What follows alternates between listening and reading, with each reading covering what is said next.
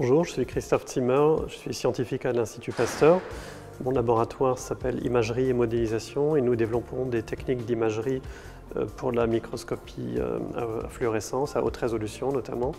Et depuis quelques années, on s'intéresse fortement à l'apprentissage profond ou deep learning qui est au cœur du renouveau actuel de l'intelligence artificielle. La microscopie optique est une technique fondamentale pour l'étude des cellules, notamment des cellules vivantes, mais classiquement était limitée à une résolution de 200 ou 300 nanomètres, ce qui ne permet pas d'observer la structure, par exemple, du virus du sida ou des pores nucléaires. Depuis une bonne dizaine d'années, il y a eu des percées dans le domaine de la microscopie, avec le développement de ce qu'on appelle la microscopie super résolutive, qui permet, elle, d'augmenter très fortement la résolution et donc d'accéder à des informations structurelles très fines, mais qui a l'inconvénient majeur d'être extrêmement lente.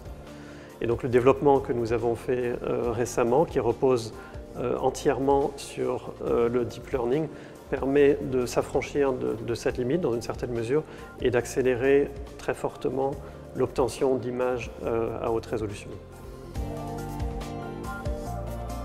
Une application potentiellement très intéressante est l'analyse d'images médicales.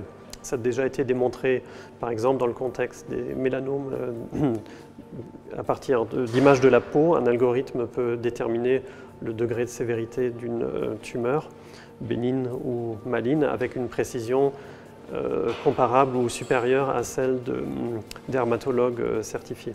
Dans mon laboratoire, en collaboration avec l'équipe de Fabrice Chrétien, nous essayons de développer des algorithmes pour analyser automatiquement des coupes d'histopathologie issues de tumeurs du cerveau pour déterminer leur degré de sévérité et aider à la décision médicale.